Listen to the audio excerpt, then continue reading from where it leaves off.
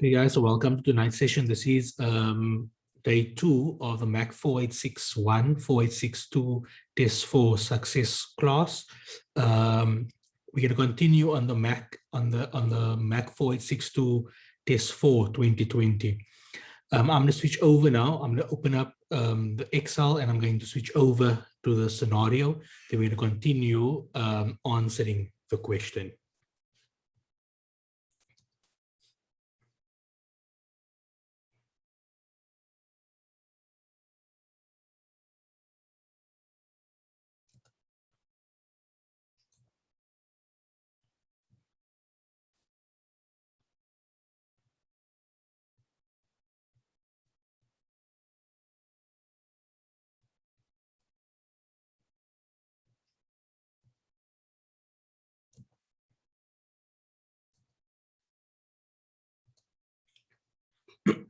Okay, so as you can see over here, we did part A.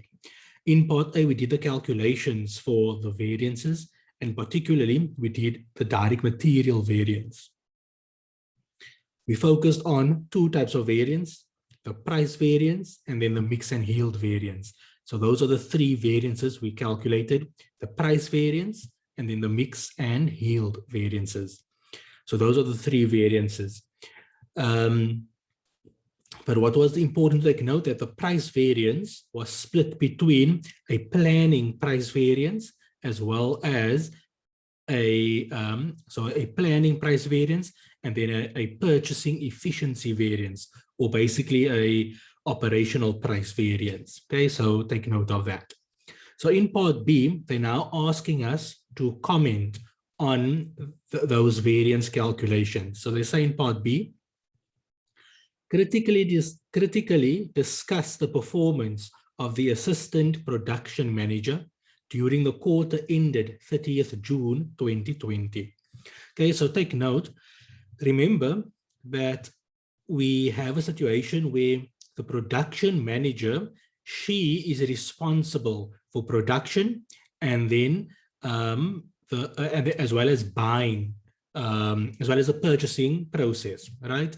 Whereas the COO and the CFO, they are responsible for the planning process. So when they set the budget, that is the responsibility, and who must be held accountable for setting the, for any variances relating to setting the budget. It would be the CFO and the COO. But any variance relating to the buying process, any variance relating to production, that is quantities used and so forth, that will be the responsibility, or who must be held accountable for that is the production manager.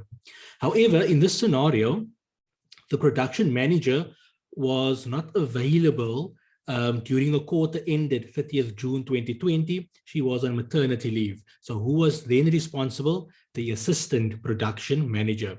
And that is why we're going to have to critically discuss the performance of the assistant production manager during the quarter ended 30th June 2020. Now remember, we must critically discuss. So when we're going to have to look at the variances, and we will have to comment whether we have to comment whether the assistant production manager is responsible for it or not.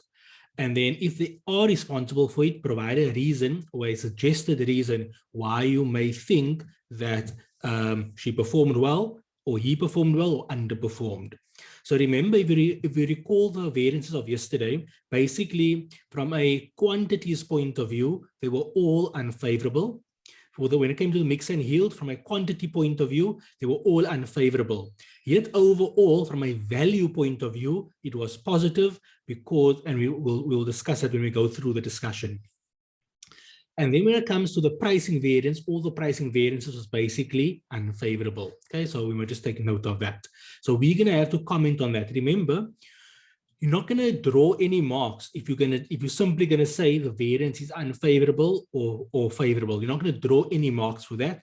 We need to critically discuss it. So anybody would be able to see if it's negative, it is adverse, or unfavorable, if it's positive, it is favorable. So anyone can see that. We need to dig deeper. We need to try to understand. We need to try to analyze why that is the case. Okay, so that is what we're going to be doing for part B. I just want to open up Google Sheets quickly.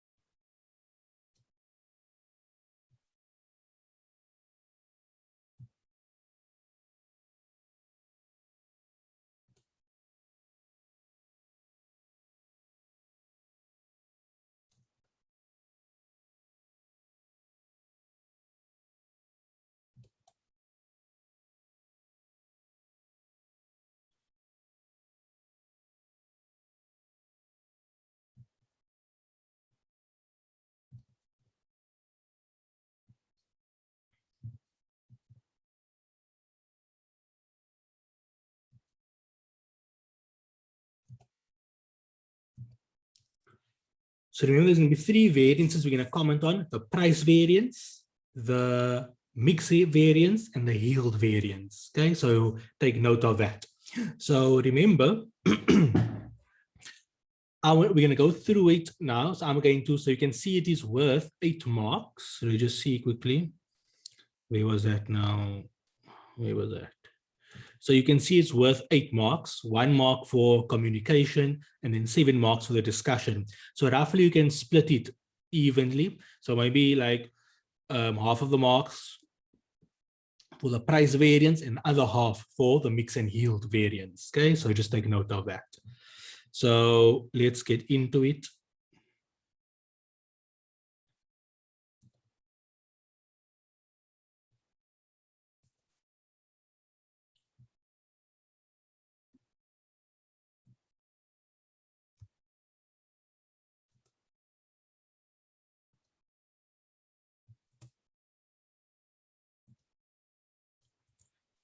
Okay, so now we're going to comment. So we're going to deal with part B. Okay, so we can split it into the price variances. We're going to talk about that.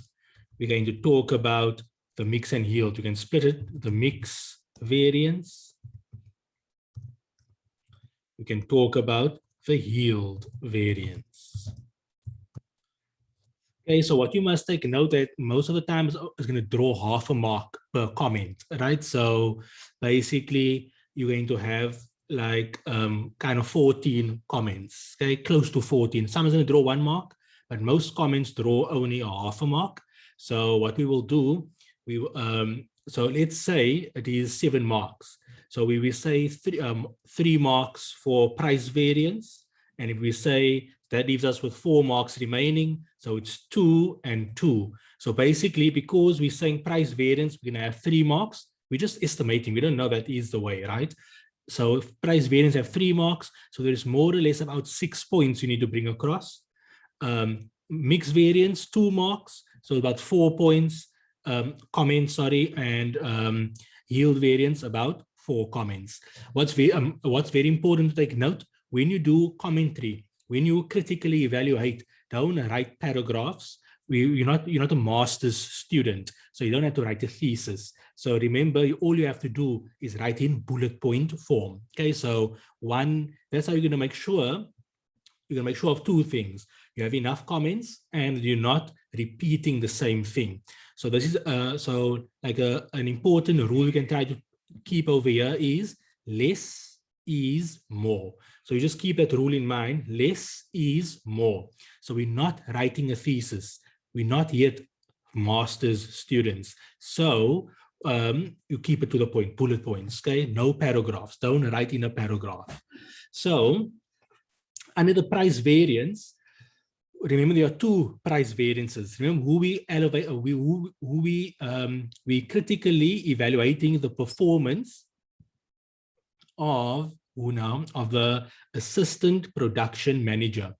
Remember, the assistant production manager is taking the responsibility of the production manager during the quarter ended 30th June 2020. Why is this assistant production manager taking the responsibility? Because the production manager is on maternity leave. the production manager, and as a result, the assistant production manager is responsible for production. So that is got to do with the quantities and the units produced, as well as with the buying process.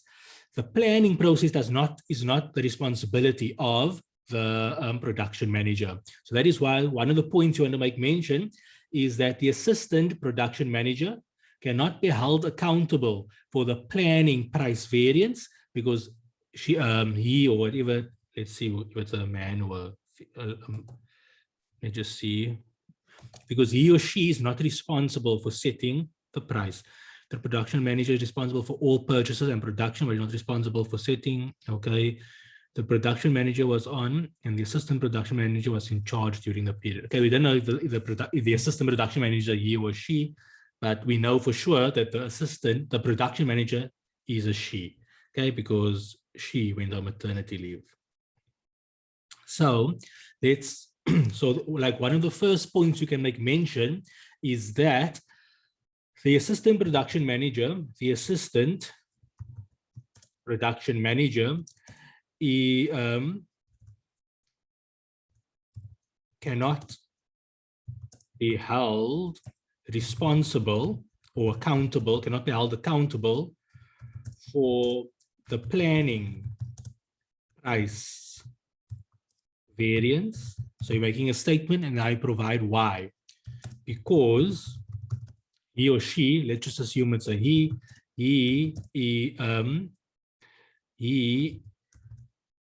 does not set the budget or standard prices. Okay, so that's 1 to 1/2 a mark. Now, let's go have a look at,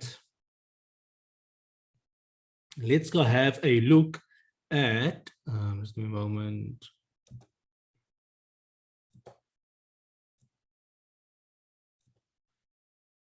So let's go have a look at the price variance. So remember, A1 was the planning variance. We know it is adverse. So we are saying we're not going to comment on that. Why not? Why are we not going to comment on this? I mean, why we're not going to further evaluate the reason for the negative, for the adverse? Because we're saying we're not going to do that because the assistant production manager is not responsible. Why is he not responsible? Because he's not in the setting of the budget. Okay, but now the purchasing efficiency variance. Okay, well, let me just fix this quickly. Efficiency. Okay, so efficiency variance, or what's the other way? What the operational price variance. Okay, so here we're going to say that.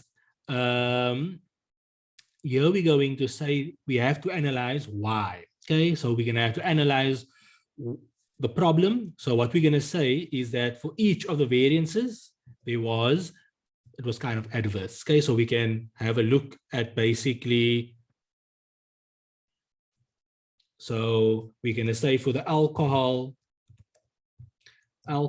actual purchase price. So what you want to do when you want to comment, right? And you want to and you have to critically evaluate, it's good to look at percentages. So what we're going to say, the alcohol purchase price was a certain percentage more than the market price. Okay, so alcohol purchase price was, I don't know, let's see, what was it now? What was the price? So 115 divided by 1110 minus 1. So to work out a percentage, we can just say new minus old divided by old, or basically new divided by old minus 1. So for example, I'm going to do it on the side. So it is equal to new 115 divided by old 110 minus 1.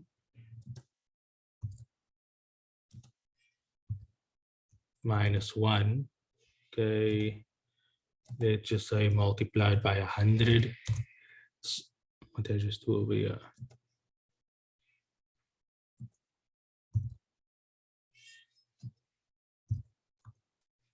Okay, so basically 4.5%.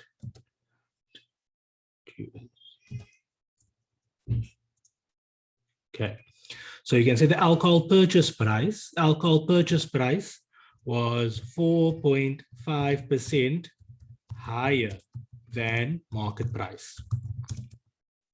So that is providing some insight. Okay, so remember, same in financial ratios. When you provide commentary, the first thing you do is do a calculation. So the first thing you do, you will say, do a calculation of what happened to revenue. Did the revenue increase or decrease, by how much? And then you will provide a reason. So same thing over here. We will say alcohol purchase price was 4.5% higher than market price. So remember, you might just think of yourself as, let's just say you are the CFO analyzing this, or a management accountant or someone. When they analyze and they want to comment on your performance, they will have a look how you did relative to something, right? So relative to your scorecard, for example. So over here, we can see it was 115 versus 1110. So you will say it was higher. So just to bring it in more context, we give a percentage. Okay, so just take note. When you look at someone's performance, you're going to look at what they actually achieved relative to their scorecard, or whatever if I can put the word scorecard in brackets. So this case, the scorecard is the budget that was set, right? But they are responsible only for purchasing. So we want to say, okay, you paid 115. What should you have paid? You should have paid 1110. So what does that mean? You paid 4% higher, okay? And then when you can, now we took at the liquid HP, we do the same thing for each one. So we probably draw a half a mark each. So liquid HP was once again a certain percentage, which is equal to, what was it now? 44 versus 39. So liquid percentage is what you actually paid, 39 divided by 44 minus 1.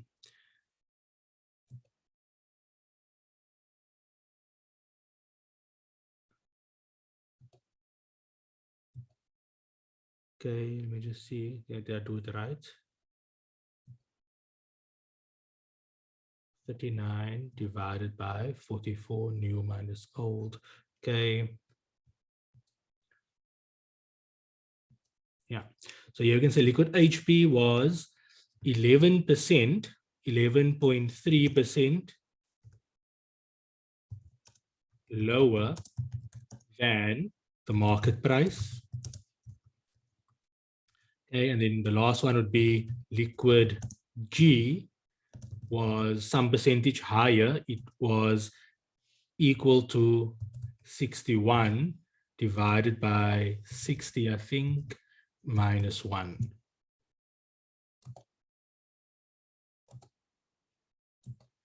Okay, so this was 1.6% higher. So liquid G was 1.6% higher or more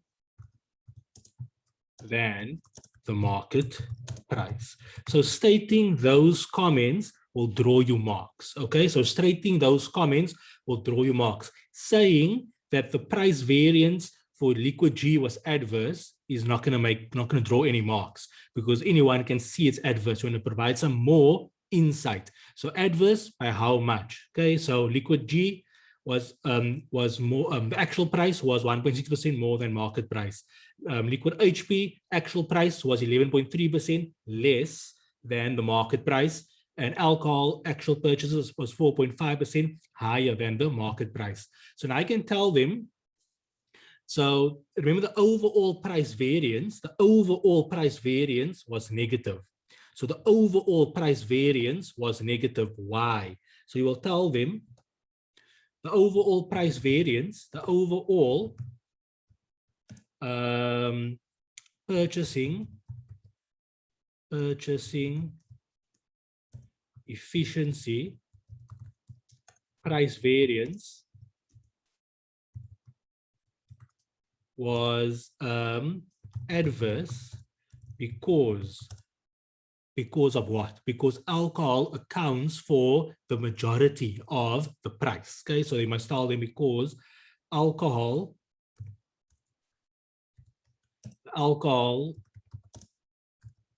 accounts for majority of the price. So now you're telling them that majority of the price. So that is giving them some insight, but now it's going to provide a reason. You have told them that you have said that the price variance for the planning, we're not going to talk about. Why? Because the assistant manager is not responsible for that. Now you're giving them some context to say that the alcohol price was more than the market price. The actual liquid HP was less than the market price, and the actual liquid G was more than the market price. But we're saying by what percentage, because anyone can see what was more, what was less, but you're telling them by what percentage. Okay, so that is important because in the real world, most of you are in the real world, and so you may have come across when you provide some feedback to your management, they can see that something is more or less, but they want to know, they want some kind of context, so then you provide them with a percentage. By how much is it more, by how much is it less? That gives them some bearings in their head, right? So we did that. But now we must try to find a reason as to why.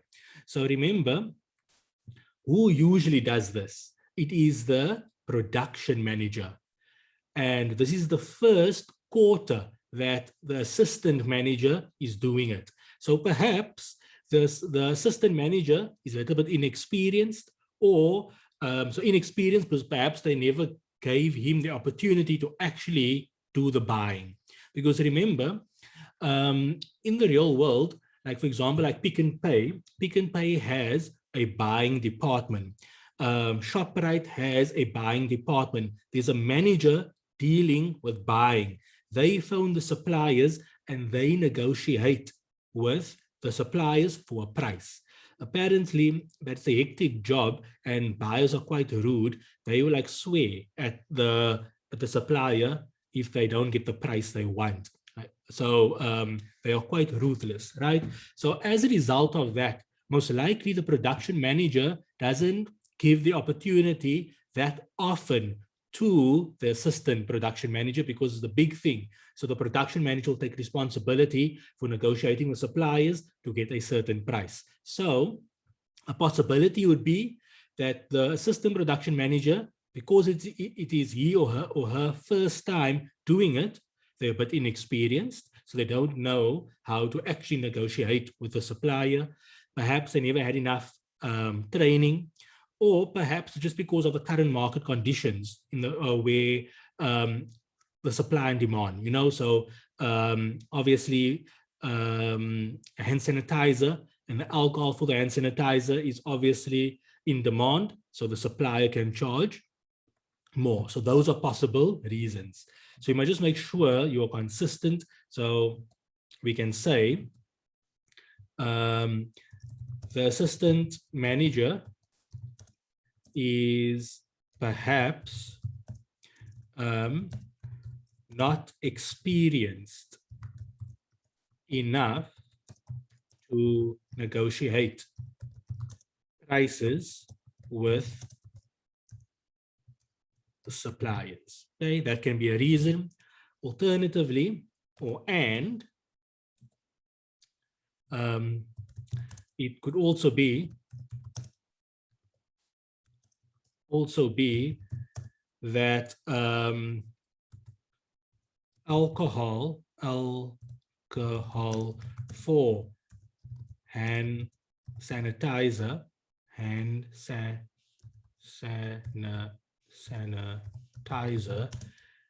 is in demand, pushing up the price. Okay, so those are possible reasons.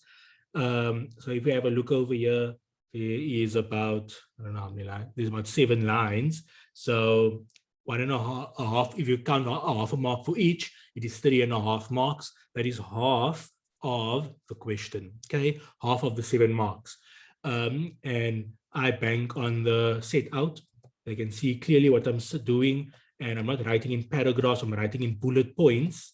So here you want to put a bullet point. For each point, you want to put a bullet point or a dash or something to show them each one is a different point. And you can see we're not repeating ourselves. So that to me would be enough points to write. So remember, in a psycho exam, and as a result, ultimately you training to write, become a CA, and to become a CA you need to pass board 1 and board 2 and so forth.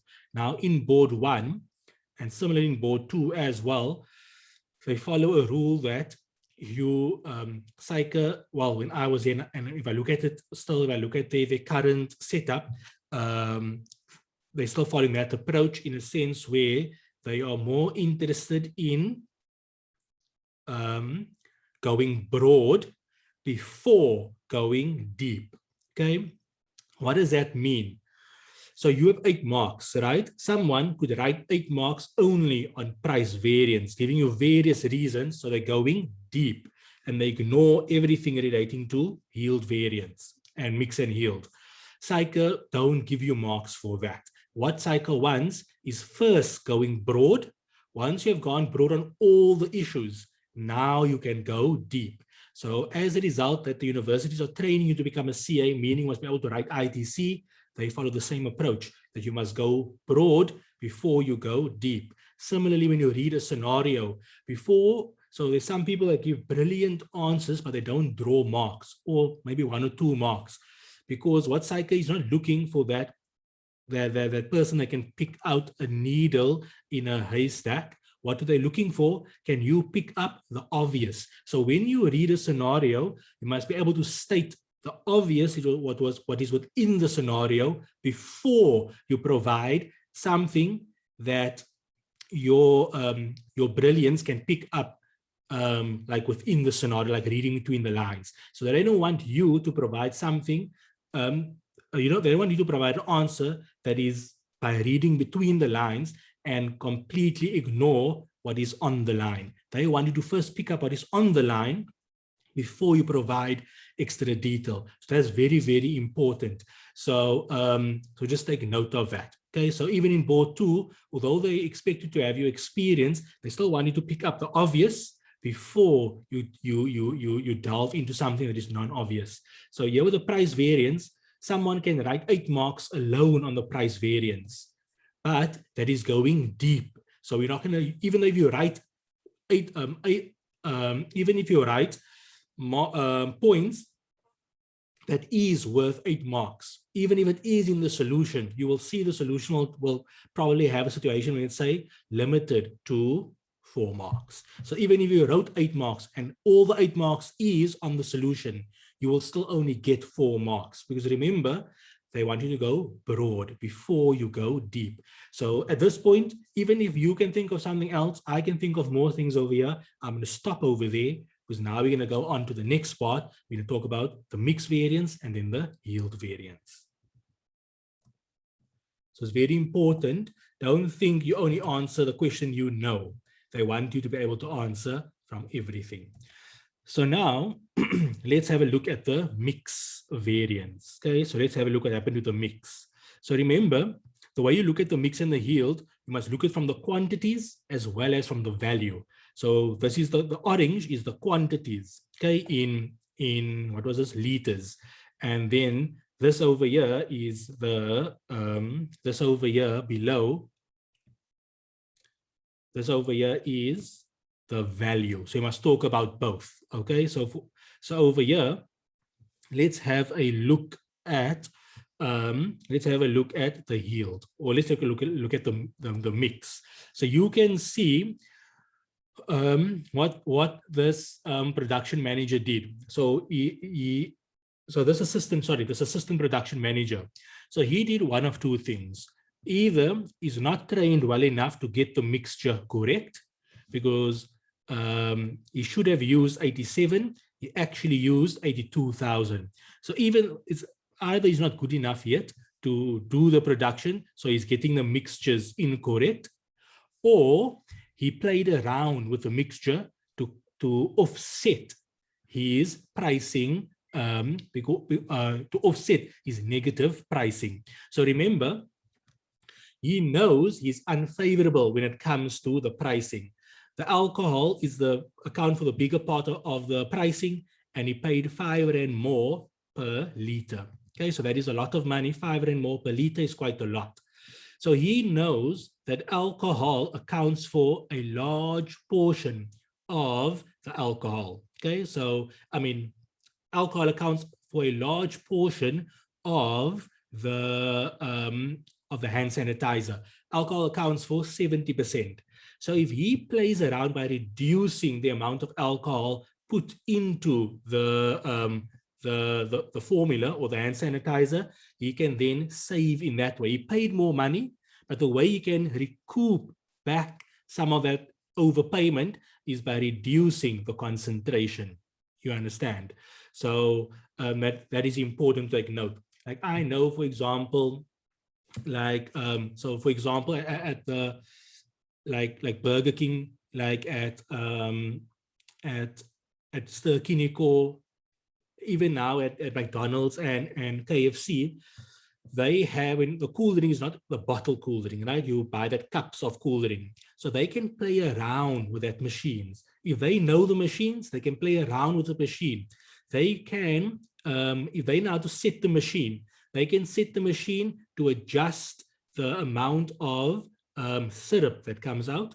They can also adjust the machine, and particularly this, what they can adjust is the gas, that the amount of gas that is actually in, and that's how they can actually save on costs. So sometimes you will see it is less gassy because they probably played around with the gas, or that is just how they set the gas so that it's not too much gas that saves them on cost and so forth. So same thing over here, a possibility, we don't know. We can just say that with the mix was the assistant production used less alcohol than required. We can work out how much he actually used. Okay, so we can work out how much he actually used. And so we will say, so basically, why did he use less? Well, there's possibly two reasons. Well, maybe more than two reasons, but there's possibly two reasons. One is either not trained well enough, or he was trying to offset some of the overpayment of the pricing. Okay, so we can do that. So for the mix, the assistant manager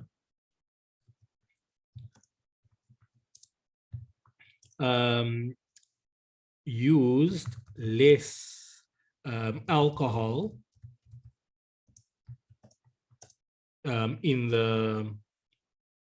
used less alcohol in the hand sanitizer.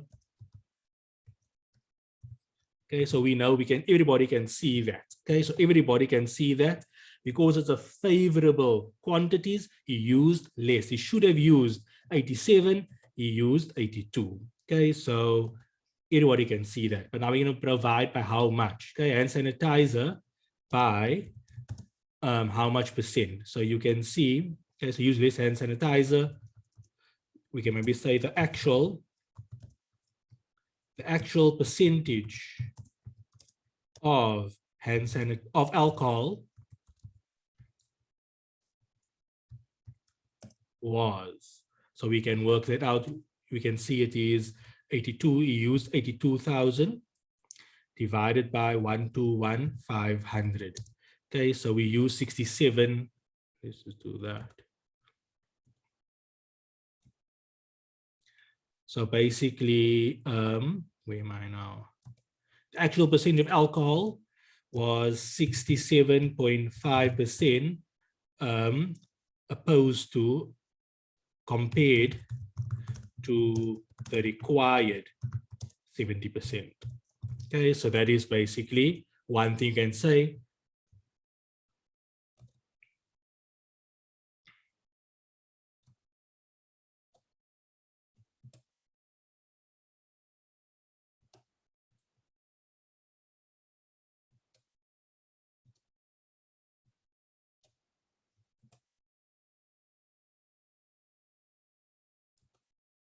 Okay, so he used 65 required. So what is the possible reasons for this? So this could be because he is inexperienced in the production. It could also mean, it could also be because he is trying to offset the adverse price variance. Okay, so that is a possible reason. Okay, so this here is 2 marks, 1.5 marks.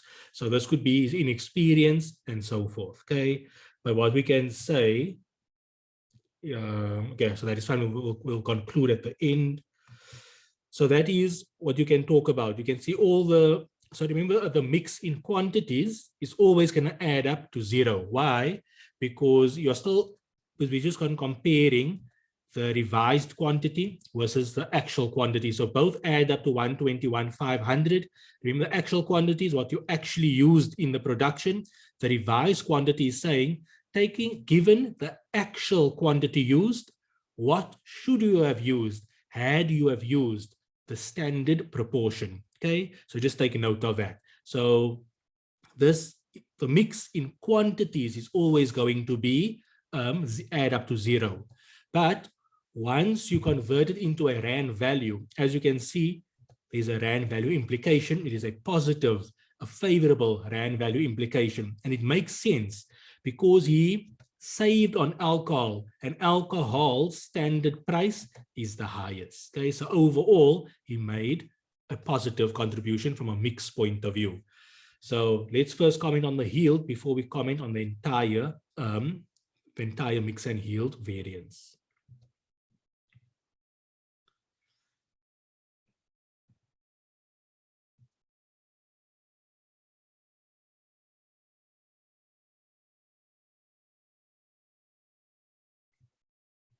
So we can say, so as you can see, the yield variance was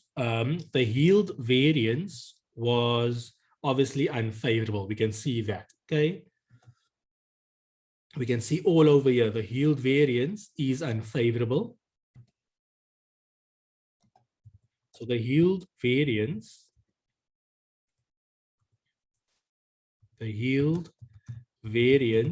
in quantity,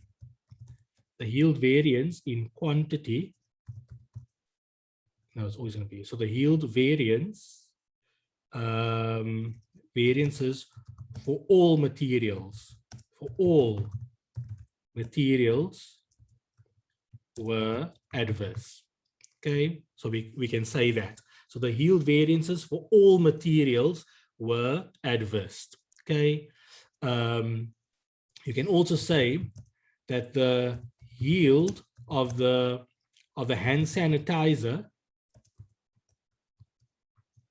may not have been up to the quality standard,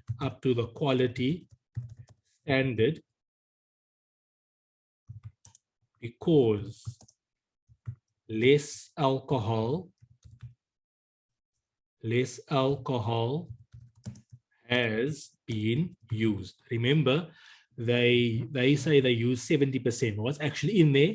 67.5. Okay, so you can say that. However, the overall variance for the mix and yield is favorable. And you can say why. So why is it favorable? Because the mix variance, the positive or the favorable mix variance has offset unfavorable, the unfavorable yield variance. Why is this the case? Why is it the case? Because of the less alcohol used in the hand sanitizer. So that's basically what you are telling them.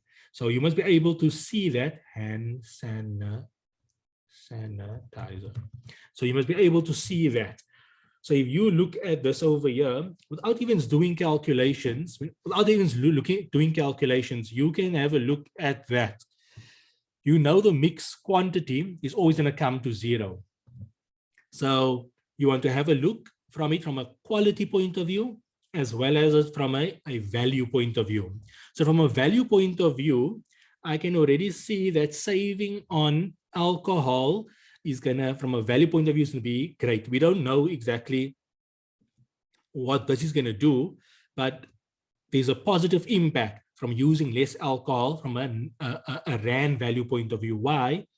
Because the price per alcohol is 98 Rand. So by saving 5,000 liters times 98 Rand will certainly bring back a lot of money. Okay, so it will save you a lot of money. You just have to have a look whether this negative is going to offset it. And as we can see, we saved 500,000 Rand as a result of using less alcohol. It was slightly offset with HP and offset by liquid G, but overall, we are saving 240,000 Rand. So that you can already tell. But at the same time, you need to think from a business perspective. Yes, you're saving money, but from a quality perspective, is it actually good? Okay, so does it have an impact on the quality of your product? So remember, well, from the reason for hand sanitizer, it does not mean that the quality is bad, but what do we know?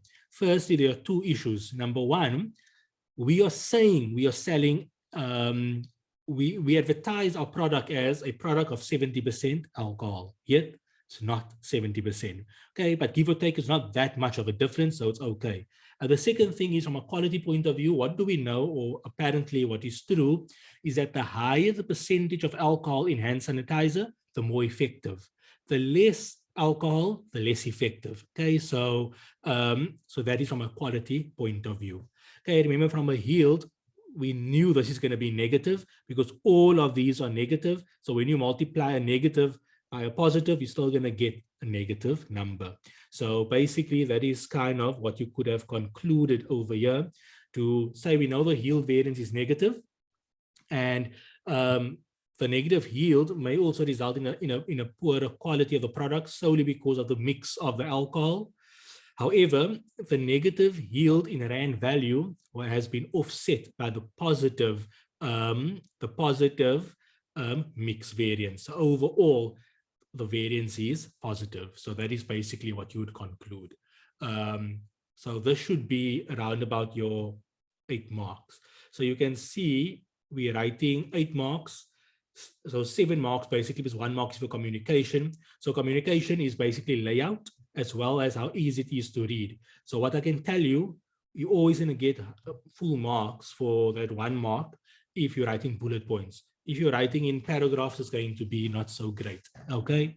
And the thing with a bullet, it is easy for a marker to see. So when they mark and they read a bullet, in their mind already, each bullet is a point. So you kind of putting yourself already on the right track. You just need to make sure that you're not repeating the same thing, that each bullet is a point and a different point. Whereas in a paragraph, if you write a paragraph, you're most likely going to write up jumbled. So it's not going to be clear to them whether you're writing 1 point, 2 points, or 3 points in a paragraph. So what they're going to do, if it is clear that there's more than 1 point, they will give you the mark. But if they're uncertain, they'll just give you that 1 mark or that 1/2 a mark for the point that they could pick up. So that is why it's easy. And thirdly, point form also makes it setup is much easier. Okay, so remember, Point form as well as this layout is considered to be communication. And don't keep it to one sentence per point, not a paragraph per point. Okay, so each point must not be a paragraph. Each point must be a sentence. That is how you're going to get your marks. And each sentence must be something of value. So that is how you will draw your marks on a commentary question. Is there any questions from your guys' side on this question?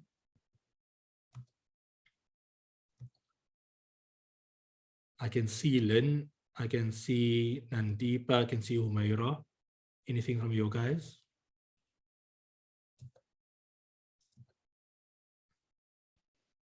Nothing from my side. Okay, it was Lynn. Okay, Alison, Andile, Denise.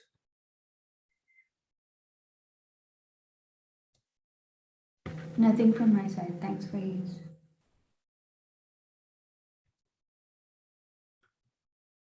Emily, Faid, Lebu, Lorato. I'm good. Okay. Nothing on my side. Mercedes, Mzwa, No question. Nesreen, Rebecca, Ryan, Valise. No questions. No questions. Okay. So let's move on to the next, what we call it. Okay, so the next one is quite quick. I think it's quite quick.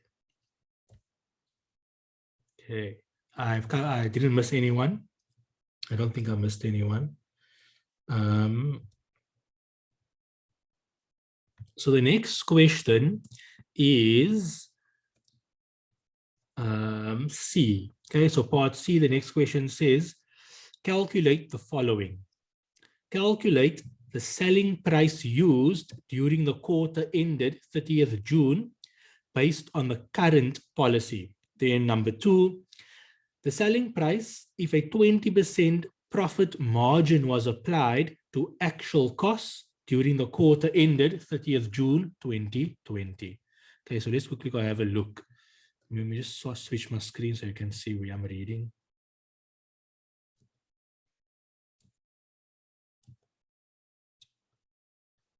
So I'm reading here the selling price and sales inquiry.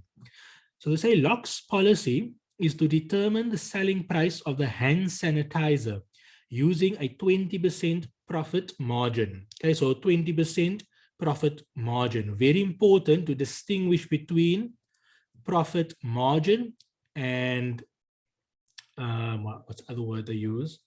20% on cost. Okay, so 20% profit margin is very different from 20% on cost. Okay, so that's important.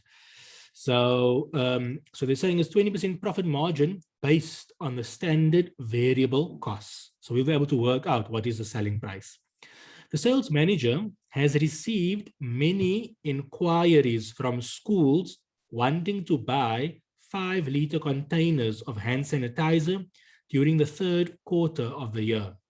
Competitors sold similar hand sanitizers for 590 Rand per liter, 590 Rand per 5-liter container during the second quarter of the year.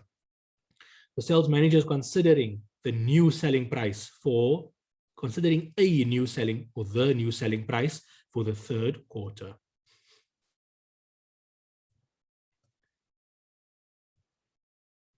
Okay, so let's get into this one. So what do you know? So the current selling price. Okay, so let's quickly just have a look at part C. So they say calculate the following. Okay, number 1, the selling price used during the quarter ended 30th June 2020 based on the current policy. What's the current policy? 20% profit margin on 20% profit margin on standard variable costs. Remember standard variable costs? 452 Rand 50. 452 Rand 50. So if I go to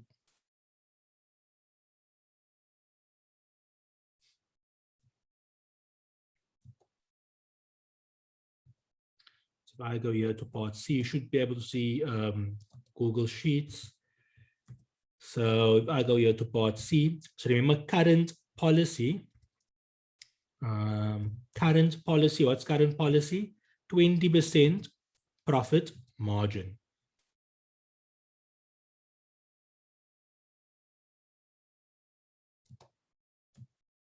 So the way you can work this out is as follows. Okay, so simple formula is as follows. So details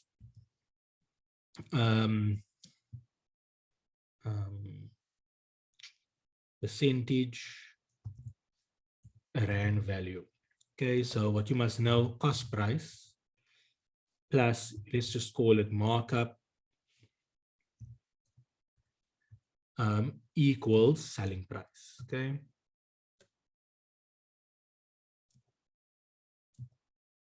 Equals selling price. What do we want? Whatever is highlighted here in green is what we want. So we want the selling price. Okay, so whatever highlighted in green is what we want. So that is what we want. What do we know? The cost price, we know the cost price is 452.50. Okay, so that's what we know.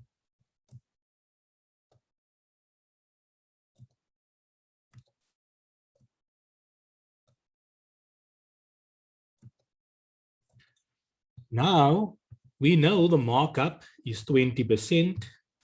So we know the markup is 20%. So this is where the importance come in. They said it's 20% profit margin. Another way they could have said it is 20% on selling. Okay, so remember, profit margin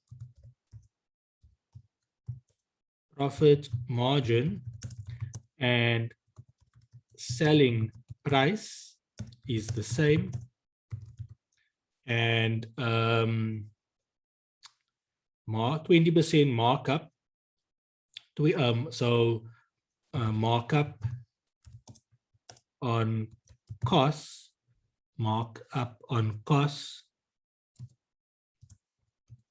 or just so markup on costs, that is a separate thing. So what's important to take note, what is the markup on? So is the markup on cost or is the markup on selling? Very important. Is the markup on selling price? Is the markup on sales, or is the markup on cost price? Okay, so that is critical to identify. So like we said, it's profit margin. So basically profit margin is a markup on selling price. So whatever the markup is on, that gets 100%. Whatever the markup is on, that gets 100%. So if the markup was on costs would have gotten 100%. So we know it is cost plus markup, which will give you selling. So then selling would be 120. But in this scenario, they did not say it is. They did not say the markup is on costs. They said the markup is based on profit margin, which means the markup is on selling. Therefore, selling price gets 100%. Now, costs plus markup must give me selling. So X plus 20 must give me 100. What must X be? X has to be 80%. Okay, so now we have the right inputs. We can now work out the markup. Now we can work out the selling price. So basically, all you're going to do is we want to calculate selling price. Okay, so if I put it in words, a simple way to put it is basically what I want multiplied what I want. Yeah, so what I want divided by what I have times what I have. Okay, so what you must know, what do I want? I want the green. What do I have? I have that, I have that, I have that, and I have that. Okay, so what you must choose, what you have needs to be the line item that has both the percentage and the rand value. So I have that, I have that, and I have that. Which one do I choose? Do I use markup or do I use cost price? So what I have will be cost price because I have the rand value as well as the percentage for cost price. So what do I want? I want sales. So I'll say 100 over what I have. So I'm going to use cost prices information because I have both the percentage and the rand value for cost price over what I have, which is 80 times what I have, which is 452.50. So that's basically how you're going to work it out. So if I work out current selling price, using the current policy, the current selling price is 100 divided by 80 multiplied by 452.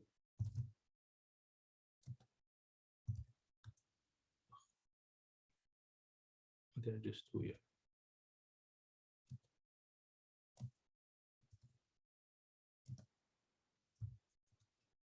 So the current selling price is whatever that price is, 565.63. Okay, so that is my current selling price.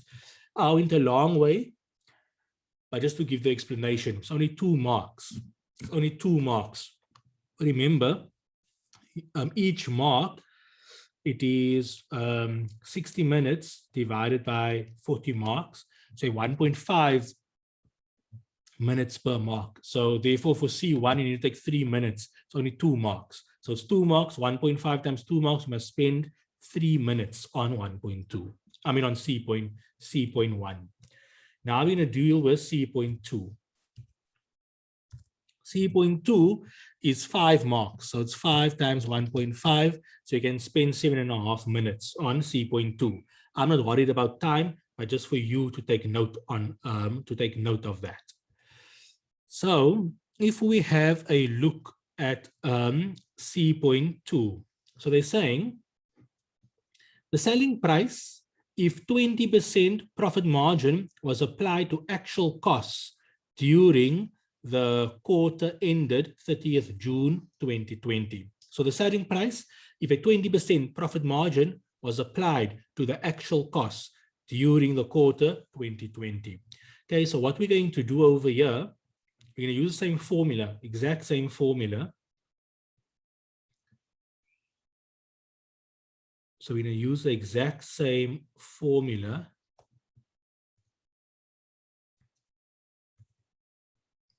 I will just delete all of this over here.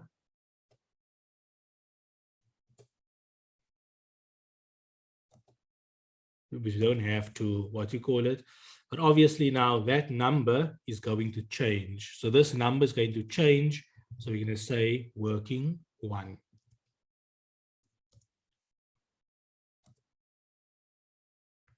So that number is going to change. I'm going to have it working 1. So I can have my working 1 over here. So what is the working? So what is the working? We need to work out the cost price. We know the cost price based on the current policy is 452. But they're saying what is the cost price if what is the cost price if we must use actual pricing? So all we have to do is do the same format that they have. And we just change the standard price to actual price. So we use the exact same format. We use the exact same format of this, but we just use, instead of using 98 Rand, we use actual price. Okay, so that's what we're going to do. So now let's have a look. So for direct material, we have alcohol, we have liquid HP, we have liquid G. What was the other stuff that we had? Direct material, direct labor, I think. Direct labor, what was it? Variable overheads. And I think container. That's what it. Just check. Variable overheads container. Okay. So that is basically it. So that will be our price over here. Okay. Price or cost based on actual prices. Okay, so we use standard quantity, but actual prices. So remember, the actual price of alcohol was 115, right? And alcohol uses 3.8 liters of alcohol. Okay, so that is what that would be. So if we say actual price 115 multiplied by alcohol number of liters 3.8.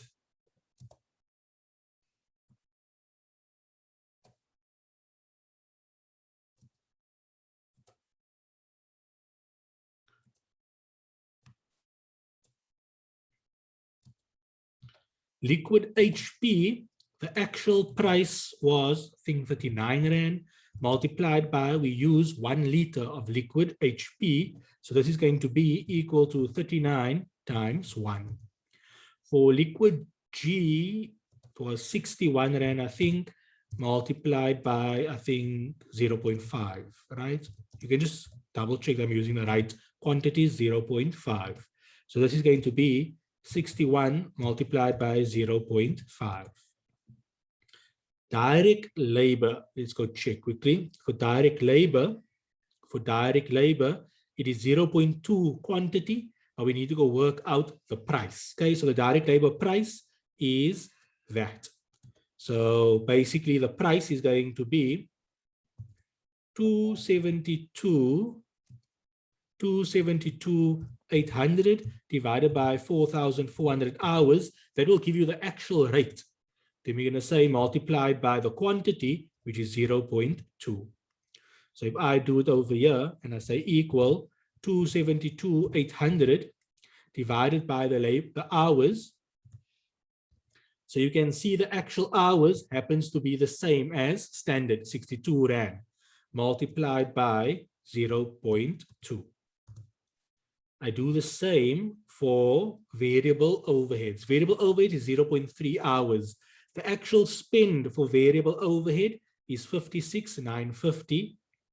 So this will be the price 56,950 divided by the number of hours 6,700 multiplied by 0.3. That's the number of hours per unit. You just check if it is 6, 7, yeah. So what do we do? Can I take the right thing? Let me just see. Yeah. So what do? I will say 59,650 divided by 6,700 multiplied by 0.3. And now the last one that I do. So the last one that I do is going to be the container. The container is 214,225. 212,445 divided by 22,500. Okay, so we just say 212,445 divided by 22,500. So 944 versus we budgeted 7 Rand.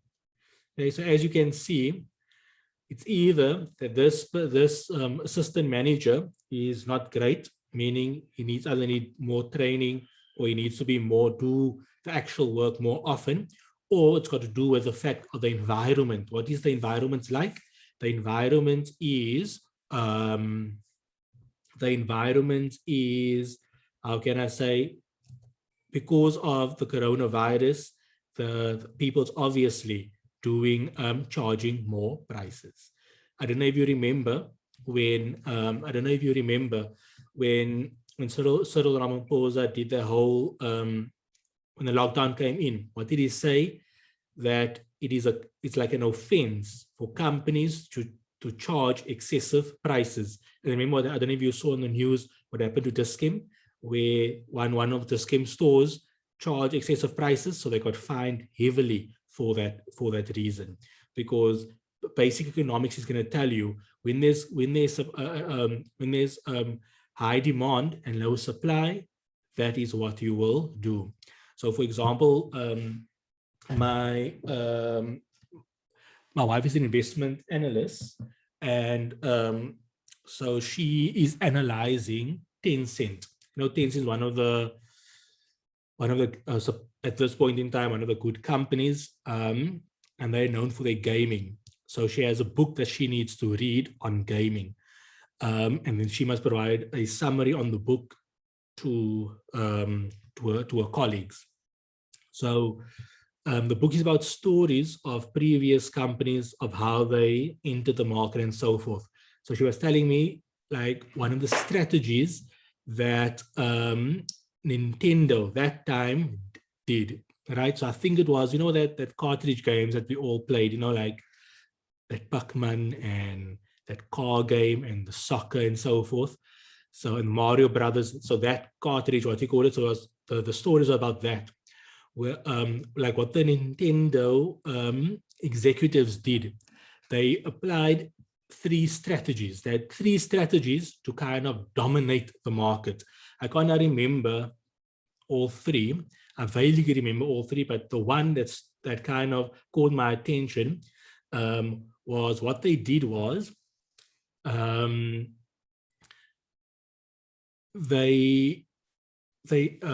came to obviously they went to retailers and they told the retailers, listen here, here's this game and we're going to provide you with this. But what they did, they only provided retailers with a limited number of stock. So let's say they provided each retailer with only 1,000 units, for example. Yet they had plenty of units sitting in their, sitting in their warehouse.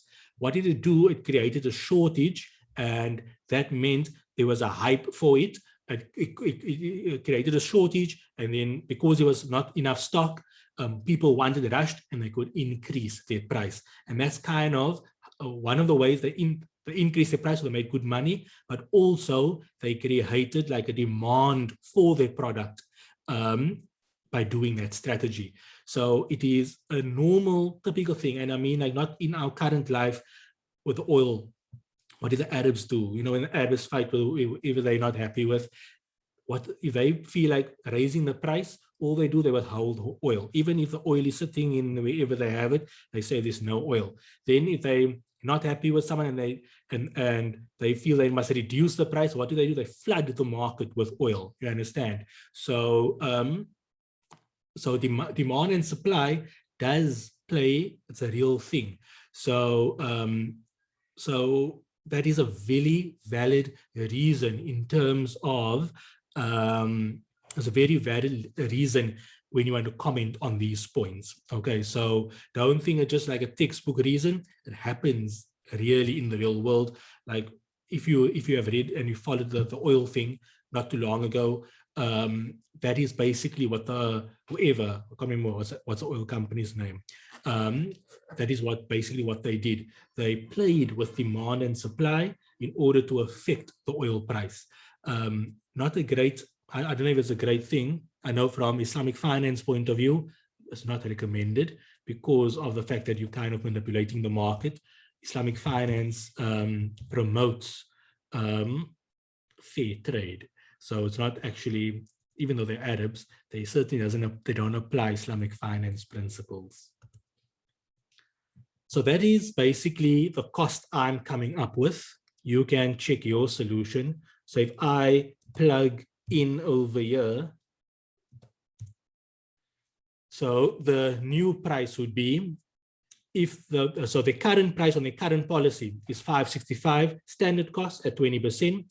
But if they use actual pricing using the standard quantities times the policy of 20%, the price should be 660, whatever that is, 663.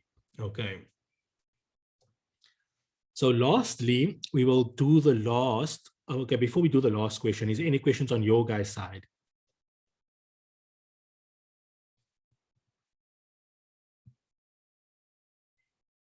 Any questions on that? No questions. You can continue. Okay, I'll just, if you can just tell him in the chat. So if you can just give a thumbs up. So somewhere in the, what you call it, there is a, there will be reactions. If you can't see reactions on your thing, you can just click more or right click on your name or something. Then you'll see there's reactions. Then you can just give a thumbs up if you're okay. or you can just raise your hand. There's also an action for raising your hand if you have a question.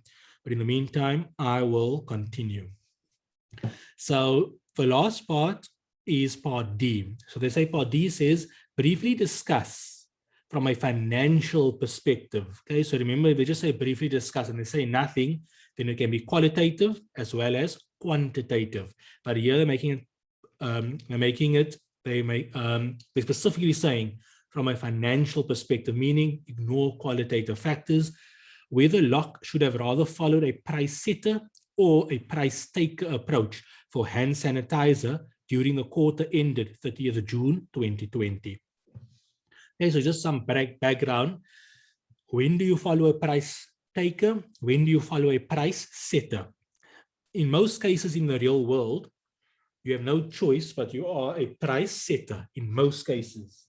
Okay, so you basically, in most cases, only perhaps in luxury goods or space travel, for example, you can be a price setter, but otherwise you're going to be a price taker. So for example, if you're in a highly competitive environment, right, meaning that the demand outweighs supply, then you're going to demand where supply outweighs demand, then you will have to be a price taker.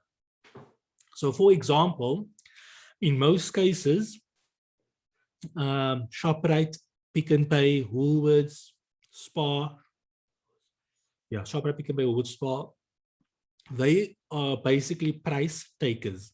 Okay, so although they find ways to set different prices, but to a large extent, they are price takers because you will otherwise you will just go somewhere else. Okay, so maybe Woolies is slightly different because Woolies build a story around their brand that you don't go shop by Woolies because you want something cheap. You go shop by Woolies because it is just some kind of status or something of that nature, right?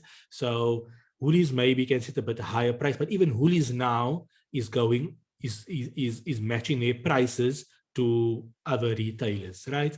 But to a large extent, Pick n Pay and so forth, they are price set takers. And why is that? Because you can just go somewhere else, okay, to a large extent. I don't say it's 100% that way, but to a large extent. So in an environment where there is a lot of supply and less demand, you're going to have to be a price taker. So in a highly competitive environment, you're going to have to be a price taker. In this scenario, however, it's a little bit switched other way around.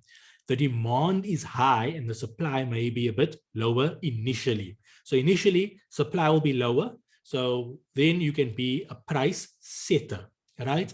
But as more people come into the industry, then you're going to eventually have to be a price taker because people don't worry about hand sanitizer brands. They just want to make sure, is it 80% alcohol, 90% alcohol? If it is 90% alcohol, then they're happy to buy it, right? So they're not going to be too. So because of that, you will kind of have to you will have to be a price taker.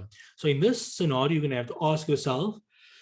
So they're saying whether Locke should have rather followed a price setter or a price taker. So the question is, what are they? Okay, so remember, the general market price is $5.90. So if they want to be a price taker, then that means they will also price at $5.90. But what did they price at? They priced at $5.65. So basically, they're somewhat a price setter. Okay, so they say cost plus whatever percentage. So they are a price setter. So that's what they're dealing over here. So the question is, what should they follow? What should they have rather followed? Well, they have followed a price setter approach, but perhaps they should have taken a price taker approach. Why? Because it's a higher amount, right? Alternatively, you can also argue that they're making a loss currently because their cost is much higher than what they're actually selling it at. So you can, whatever you want to say. So for me, it's like kind of, you need to kind of just choose a point. Okay, you kind of choose approach. You will tell them they have they followed a price setter. Because why did they follow a price setter? Because the general market is 590, they're charging 565. So what's the benefit of that? Maybe more people buy from them relative to somewhere else. But alternative, the other way of looking at it is also that they actually lost out on a profit over there. For me, I would still say go with the price setter, but obviously increase the price given the fact that it is currently a high demand, low supply. Okay, so basically for your 3 marks, you can write about 5 points to see what you would want to say over there. Is there any questions on your guys' side regarding that question? Or any question before we just wrap up on performance management and transfer pricing? I'm not going to do a question on transfer pricing. I'm just going to give us some commentary and how to think through transfer pricing, and same with performance management. But any questions? Let's see. Valise, Ryan, Rory. No questions. No questions. No questions. No Rebecca- questions, just Rebecca, a Nasreen? comment. Yes. I was hoping for a question for transfer pricing and decision making. I was hopeful for a question that will go through your question. I will let you join my one of my classes next week. Then we can come see a decision making question. Thank you so much, Faiz. Okay. Who was I speaking to now? It's Rory. Rory. Okay. Thank you. Got Rebecca, Nasreen.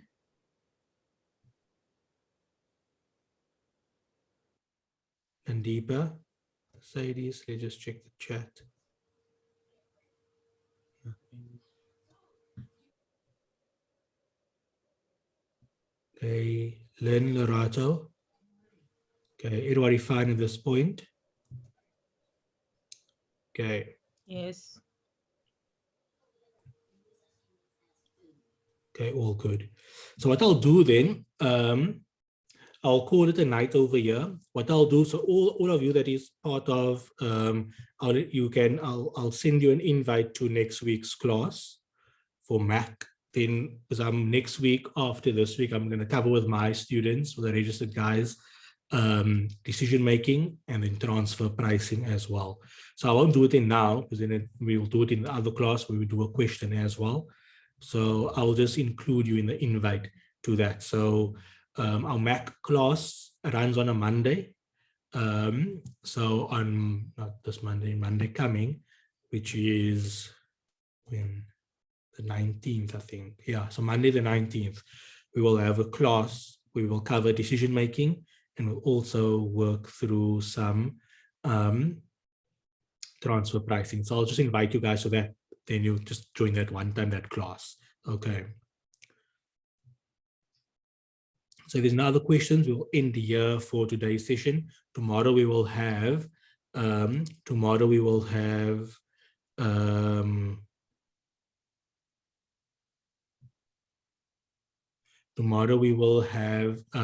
fact 2. What labor, I don't understand. How do we actually what? I wanted to ask, are you going to send us an invite also for your revision classes? Because I believe you're also having the revision for the whole I can't hear. syllabus. I can't say again. What I'm asking is, are you also going to send us the invite for your revision classes just before the exams? How is This that is the going to revision work? class. Yeah. This is the revision class. Okay. Yeah, I just brought it a week earlier. So usually I run it in the last week, but some of the people asked me to run it a week earlier because I usually run it the last week. So that means you only have Saturday after the class, Sunday and Monday to really review. Whereas if you do the week earlier, they have basically another whole week to revise. So that is why I brought it a bit earlier. So this is the revision class. So the next week I just Sorry. continue. No, Faiz, I think she's Sorry, talking to the Faiz. exam. She's talking to the It's exam the course. exam revision. Oh, the exam revision. The exam course. Oh, the Yes. exam course. That's only going to go out. The exam revision is only going to start in August. No, September.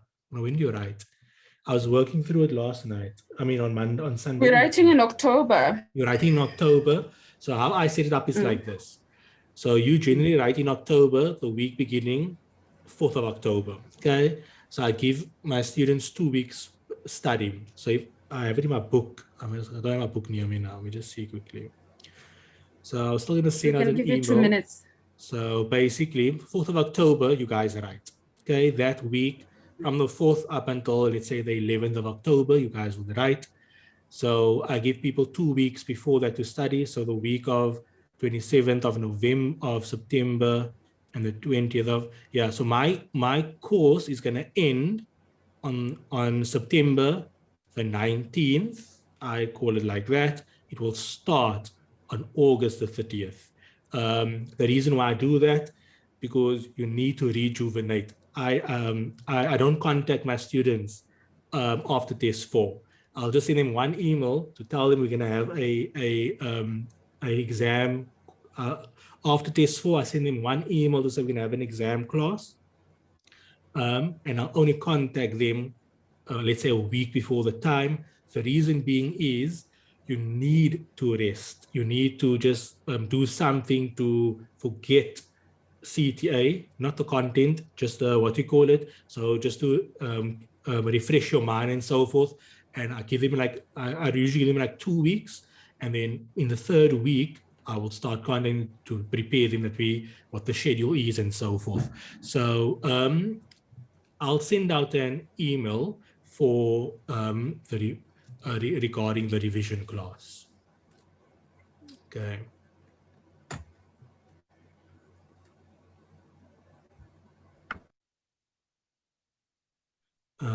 What is this?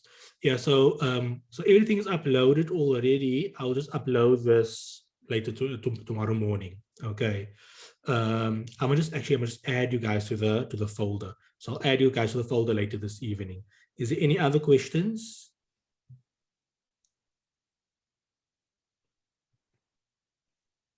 Any other questions? No. Okay. So if you not any other questions, you guys are good to go. I'll see you guys tomorrow for FAQ 1, FAQ 3. Okay. Thanks for your news. Okay. Bye bye. Yes. Thank you.